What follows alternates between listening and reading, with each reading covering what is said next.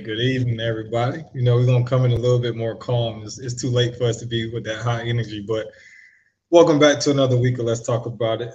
It's one of your hosts, Eric Shelton, one-time Yorton Cup champion, and then we also got the two-time Yorton Cup champion over there, Jamal Williams. So tonight we have a special guest. We decided to bring on another guest who will be making their pro debut at the OCB No Gear Classic.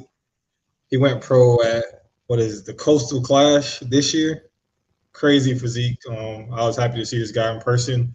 I actually met him before the show, but we probably talk about that a little bit later. We're gonna let him come on, introduce himself, and then hey, we're gonna get going from there. So here we go, Lee. Yo, what's up, guys? What's up? Not much, man. Yeah, name Lee Goodin, from Tampa, Florida. LG37271 IG. 9 years in the military. That operations one officer. That's pretty much it. He said he's going straight into the intro, but what you got, Jamal? Nice. Lee, man, how did you feel after coming off that amateur win to get your pro card back in February, man? Just take us back to that moment. Initially it was a good feeling. I feel like I belong. This is something that I'm doing to step outside of my comfort zone, to challenge me, to make sure, like, to do something for myself. Everything I do is for the military or it's for my family. But I never really had something that was for me. So when I took the leap to get into bodybuilding at the spur of the moment, it felt good to do something for me. I always liked working out. My dad was a powerlifter back in the day. My mom was a track athlete down at Florida State. So it was already bred into me.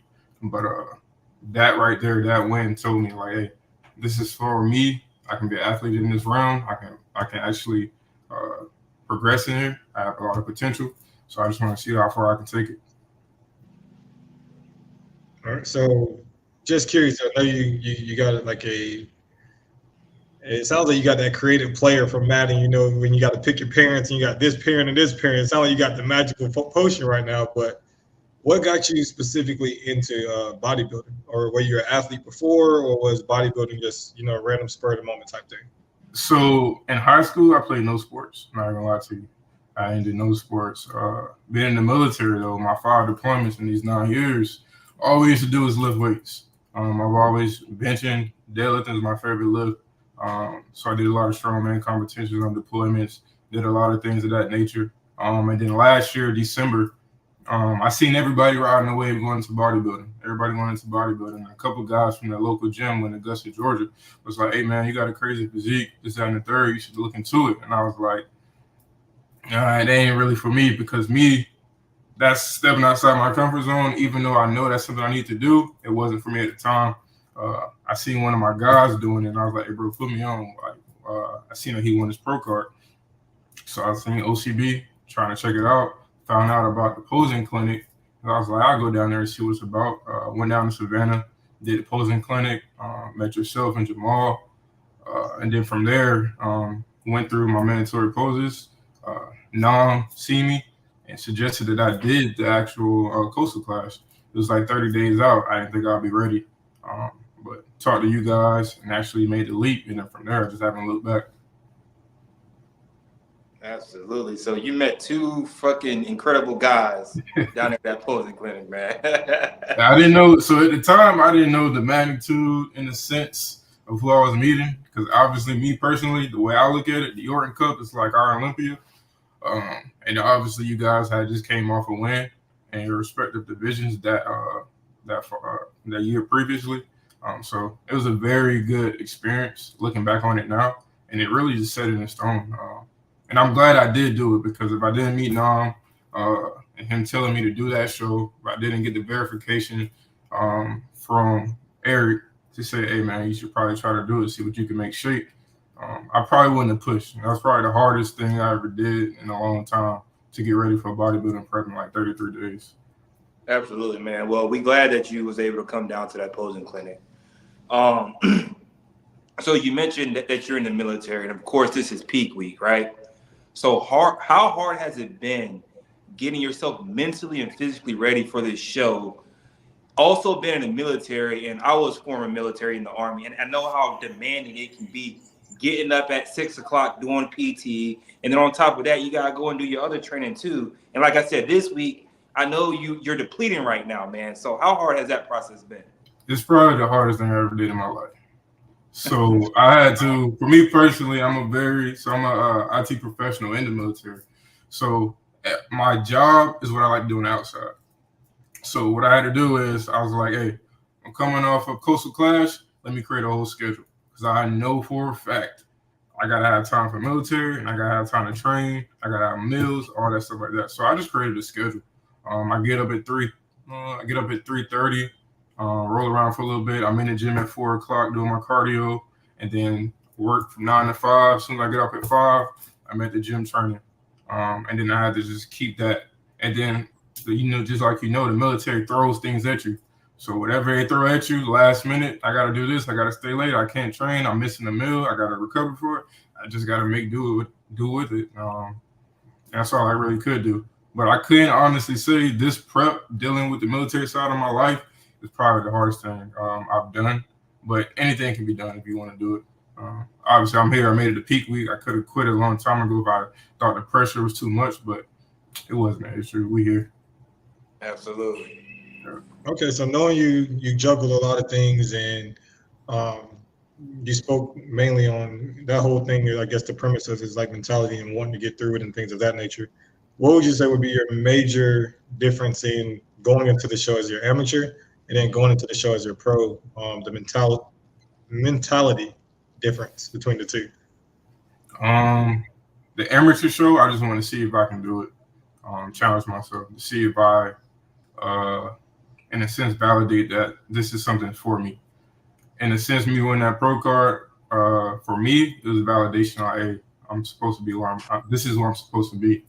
Going into no gear, now I just want to make sure I stack up on that pro stage. I want to see how I stack up, how I look against other pros and be competitive. Because, like I told you before, I'm trying to do this for the next 3 to 5 years. So either way, you're gonna see me, and that's how I'm looking at it. Like I said, no gear just for me to get my feet wet, and to see how I stack up against other pros. Okay, well, I mean, that was my next question. What was your expectations for yourself going into no gear, which you just answered that. So being in this bodybuilding world, one thing that we tend to do is find other people on Instagram and look and see what they're doing and how they're looking. Have you done that? Getting ready for no gear? Have you checked out the other men's physique competitors? I don't. It's just the fact that I may follow people in a sense, different coaches, OCB, obviously the actual overall page itself, and I may see from there, but I don't. Me, I'm the type of person where I stick to myself and I got tunnel vision. I don't talk, I don't post. At the same time, like for me, I look at it as like you talking, your body might not match up to what you're talking about on show day. I like that. like I was told previous, not too long ago, Instagram ain't reality. So you can talk, you can say this, you can post pictures with filters on it and make stuff pop, but if it ain't popping under those lights, what can you do? Woo! Hey, that's how I look at it. It's just real. I mean, it's the honest truth. Like if people post, I don't let it get to me. I see it like, okay, I see you look good, bro. But it's all about how you show up on that day. I mean, you can post this and you look peeled and you look conditioned and you look big, your back is developed, this, that, and the third, but you can spill over at 9:30 on Saturday, and then what you gonna do? Right. One thing we like to say, anybody can look good standing by themselves. What matters is once you get on that stage and you got 4 or 5 people standing to your left and your right, how do you stack up then? Exactly. And that's how, for me, that's what I noticed quick. I was like, none of this, if you put in the work, that work is for that one moment, that day. That work isn't for Instagram to see. If that's what you want to do, that's okay. But just as long as what you posting can reflect on that end date, then that's cool. But that's just how I look at it. That's my method to the madness in a sense, or engaging what's going on when it comes to it. But yeah. Yeah, I know last year the saying is shows aren't won on Instagram. They're one on the stage, of course. So I mean, Somebody you have told the you right that. mind. Huh? What was that? Somebody said that to you, ain't it? Nah, nobody said that to me. I think somebody said that to you, and they got back to me. But moving forward. So but so knowing that statement, and like I said, I think I've been following you, I guess, even before your first show, and I know we had a whole lot of different conversations, offline, and speaking about competition and what to expect and things of that nature.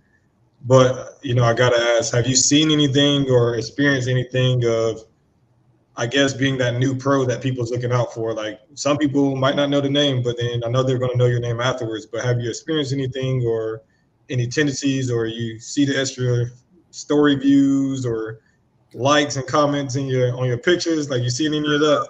It's kind of weird because me, like I said, I'm kind of low key, so like I'm really like a laid back dude. Like so, I get a lot of little story views.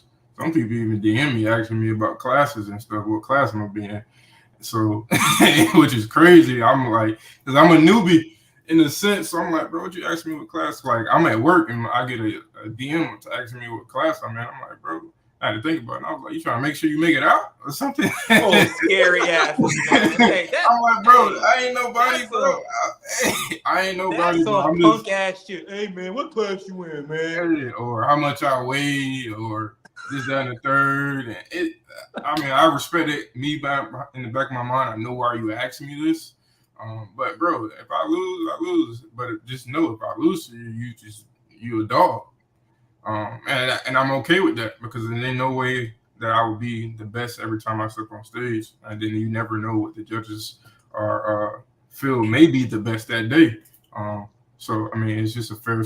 I mean, that's the best way I can look at it. But I have experienced that. It's kind of weird, but that's just how people are sometimes. Absolutely. Are you self coach or do you have a coach? I have a coach right now, Deshaun Bagby.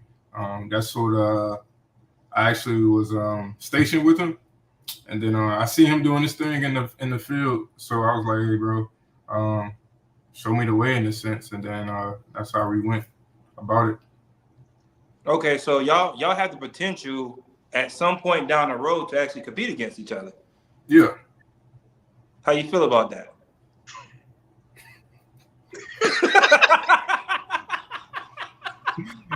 Hey, like I said, it depends on what the judges choose on that day. It depends on what the judges Why you do. take a Hey, long pause like that, man? I was trying to set you up.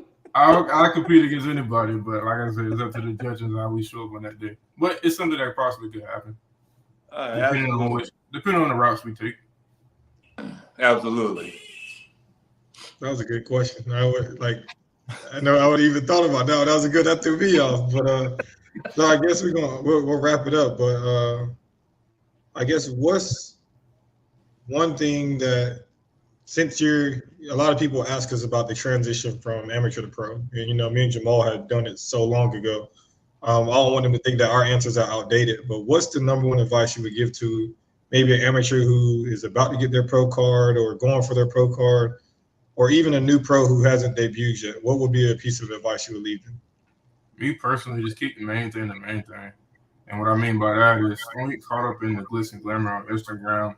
Remember what you're doing it for, and actually just continue to do the work. Because like I think we get caught up in the glitz and glamour of actually what we can see, what we can show off once we win a show or place top three or get a check, and you're not even realizing what you're really doing it for. You know what I'm saying? I'm doing this for me to fulfill something that I don't have in other avenues of my life. No matter how things may turn out on May 18th, I know I bust my ass. But other people, like I said, just don't see it that way. But remember what you're doing it for.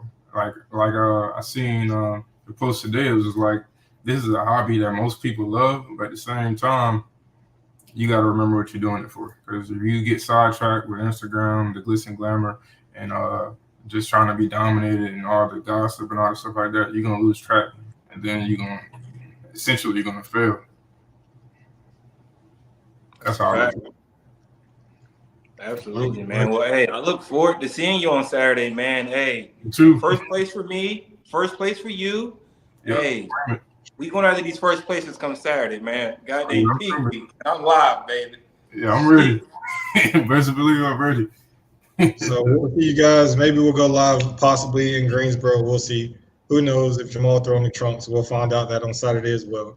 But until then, like, comment, subscribe to the YouTube channel, follow the Let's Talk About It IG page, and then we'll see you guys next week. See you. Peace.